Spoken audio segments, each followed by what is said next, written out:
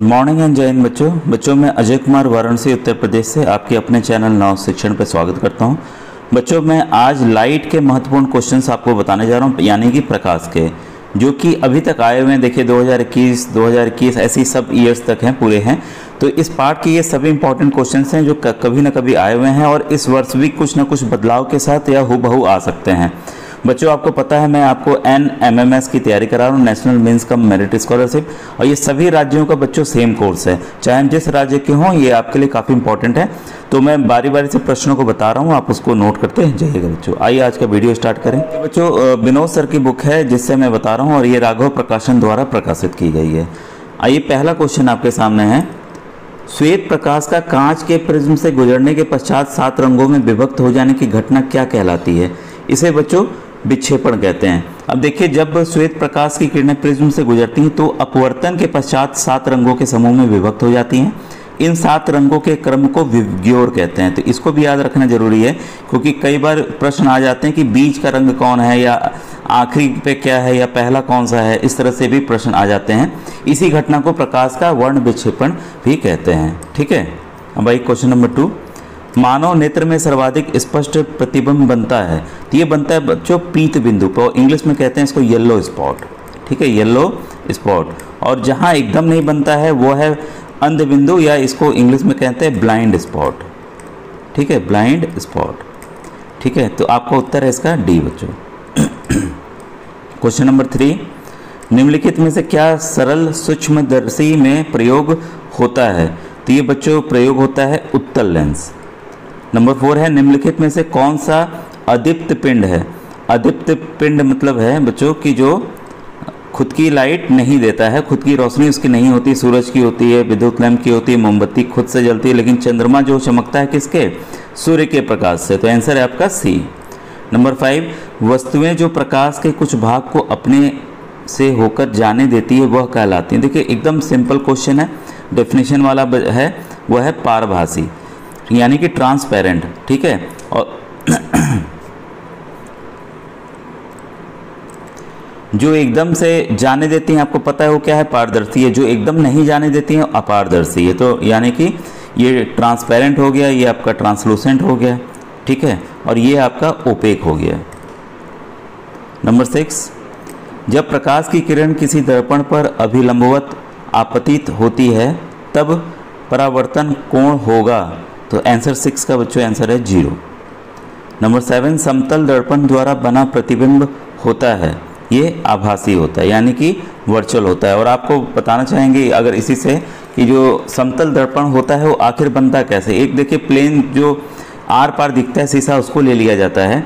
ठीक है, फिर उस पर क्या किया जाता है? एक रजत धातु की, सिल्वर यानी कि रजत धातु की एक पतली परत चढ़ा दी जाती है, और उसके पश्चात उसको उस पतली परत को संरक्षित करने के लिए लाल पेंट, जो कि रेड ऑक्साइड होता है बच्चों, ठीक है, लाल पेंट पे उसको कोटिंग कर दी जाती है। आप देखते होंगे जो शीशा होता है इसी तरह से वो कार्य करता है। तो ये कौन सा इमेज बनाता है? आभासी, यानी कि वर्चुअल इमेज बनाता है बच्चों। ठीक है, अब आइए क्वेश्चन नंबर 8। ये देखिए 2019 का आया हुआ है, मानव नेत्र किस वस्तु का प्रतिबिंब बनाता है? तो इसका है रेटिना पर। रेटिना पे ही सभी इमेज जो है प्रतिबिंब बनते हैं। अवतल लेंस से बना प्रतिबिंब होता है, तो ये बच्चों आभासी, सीधा और छोटा होगा। ठीक है। नंबर 10, निम्नलिखित में से किस माध्यम में प्रकाश की चाल न्यूनतम होती है? ठीक है, तो ये देखिए आप देखेंगे ये द्रव है, ये भी द्रव है, ये आपका वायु है, हवा है। ठीक है, कांच जो है वो ठोस है, कांच जो है वो ठोस है। तो ठोस में हमेशा जानिएगा कि प्रकाश की जो चाल है हमेशा न्यूनतम होगी। तो ऑप्शन अगर बदल के भी आए तो आप देखिएगा जो ठोस चीज़ें होंगी आप उसी को आंसर टिक कीजिएगा बच्चों। ठीक है, इसको याद करने की आवश्यकता आपको नहीं है। नंबर 11, जब कोई प्रकाश किरण एक पारदर्शी माध्यम से दूसरे पारदर्शी माध्यम में प्रवेश करती है तो निम्नलिखित में से कौन सी भौतिक राशि अपरिवर्तित रहती है? यहाँ ध्यान दीजिएगा, अपरिवर्तित दिया हुआ है। तो प्रकाश की आवृत्ति यानी कि फ्रिक्वेंसी जो है वह बदलती नहीं है। ठीक है, बाकी सब चीज़ें, प्रकाश की चाल, प्रकाश का तरंग दैर्ध्य, वेवलेंथ, ये सब बदल जाएंगे, लेकिन उसकी फ्रिक्वेंसी काफ़ी इंपॉर्टेंट क्वेश्चन है, इस बार ये बदल के आ सकता है बच्चों, इसी तरह आ सकता है बल्कि। क्वेश्चन नंबर 12, अवतल दर्पण के वक्रता केंद्र पर रखी वस्तु का प्रतिबिंब बनता है, तो ये बनता है बच्चों वास्तविक तथा वस्तु के बराबर। फिर है किस रंग का प्रकीर्णन सर्वाधिक होता है, ये भी देखिए काफ़ी इंपॉर्टेंट है, वही विबग्योर वाले से है, ठीक है। तो इसमें बैगनी रंग का जो है प्रकीर्णन जो है सबसे ज़्यादा होता है। अब देखिए क्वेश्चन नंबर 14, उत्तल लेंस के फोकस पर स्थित वस्तु का प्रतिबिंब बनता है, तो ये बनता है बच्चों अनंत पर।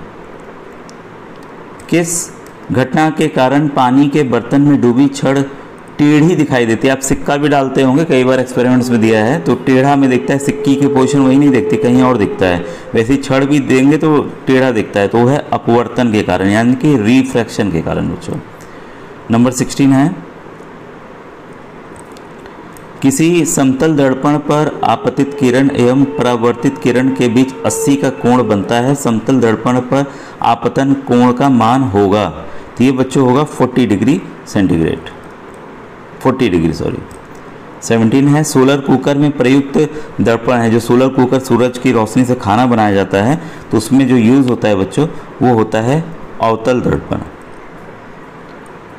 प्रकाश का प्राकृतिक स्रोत है, आपको पता है सूर्य ही है, ठीक है, काफ़ी आसान क्वेश्चन है। नंबर 19 है, उत्तल लेंस के सामने 2f पर रखी गई वस्तु का प्रतिबिंब होगा, तो ये बच्चों बनेगा वास्तविक, उल्टा और उसी के बराबर बनेगा, ठीक है।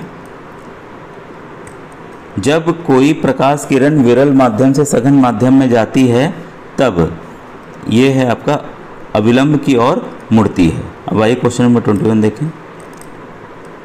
क्वेश्चन 21 है आपके, मायोपिया में कौन सा लेंस प्रयुक्त होता है?